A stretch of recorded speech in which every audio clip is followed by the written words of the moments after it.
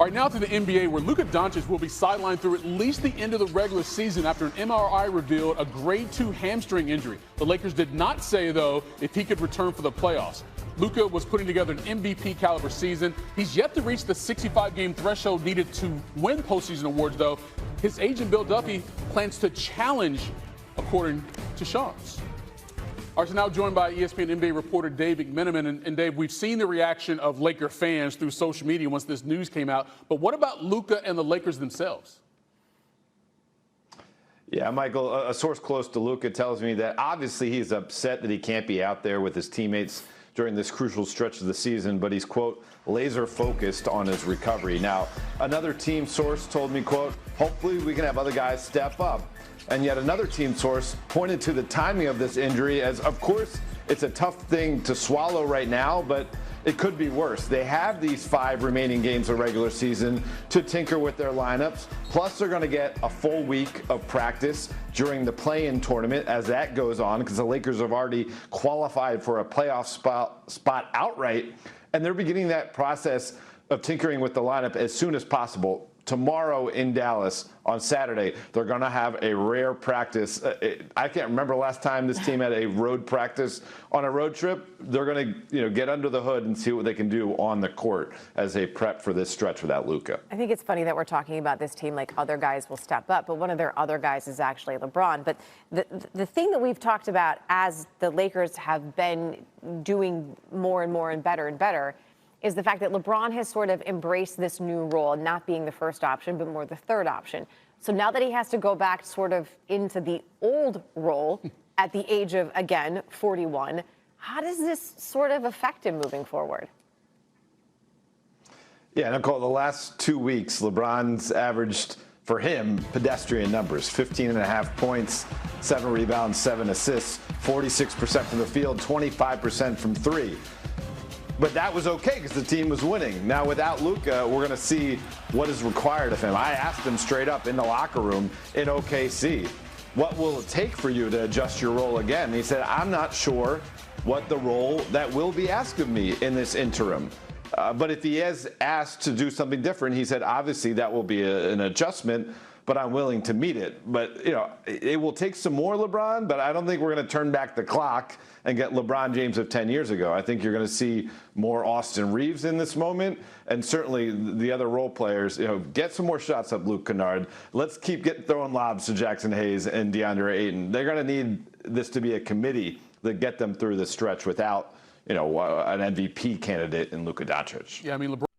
Because yesterday the Los Angeles Lakers, one of the top 2 most storied franchises in basketball annals, got their living ass kicked.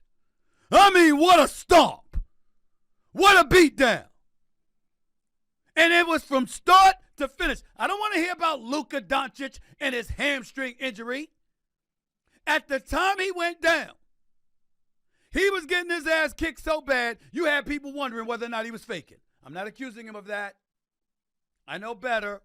I know how great he is. But it was that kind of ass whipping that we witnessed in the 26 minutes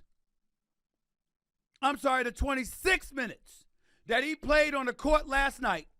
Luka Doncic and the Lakers were outscored by 25.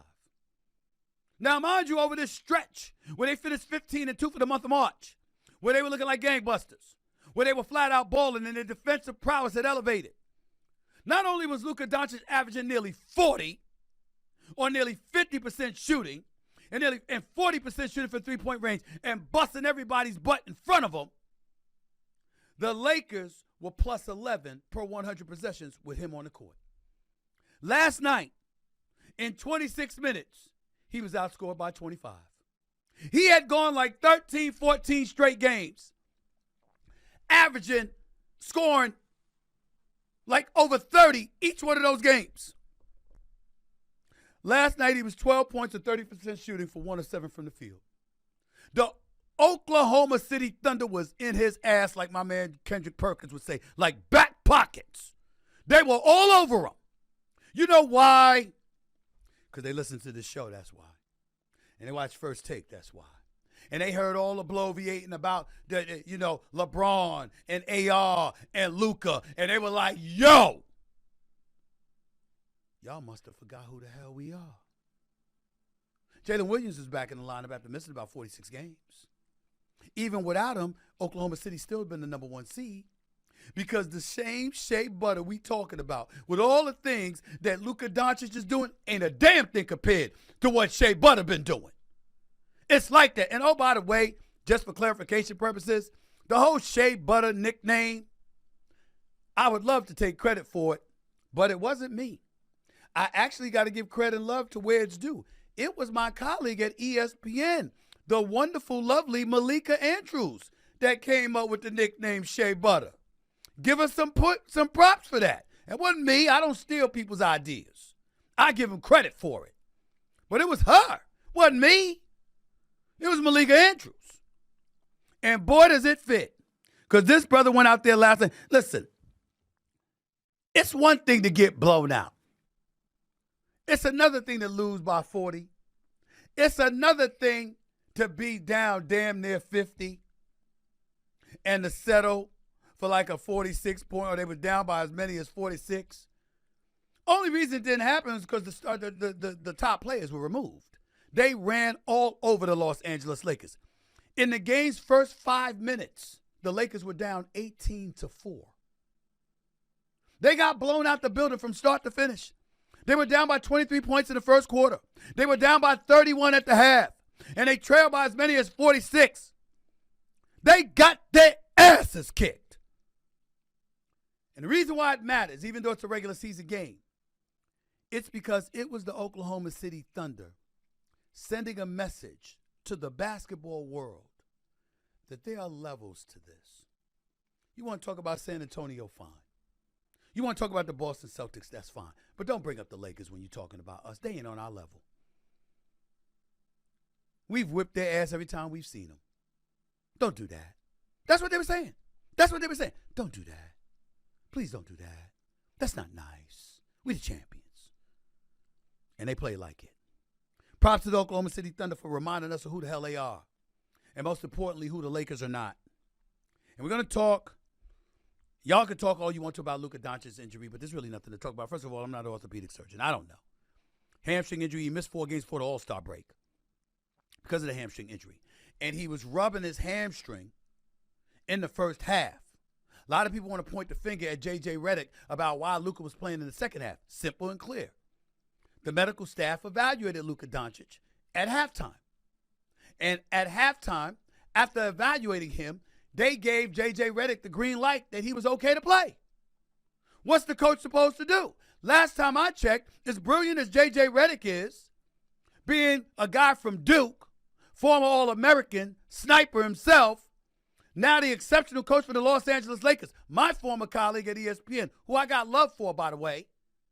Last time I checked, I never heard that J.J. Redick got some medical degree. If he's told by the medical staff that the player's ready to play, what the hell is he supposed to do? Bench Luka Doncic?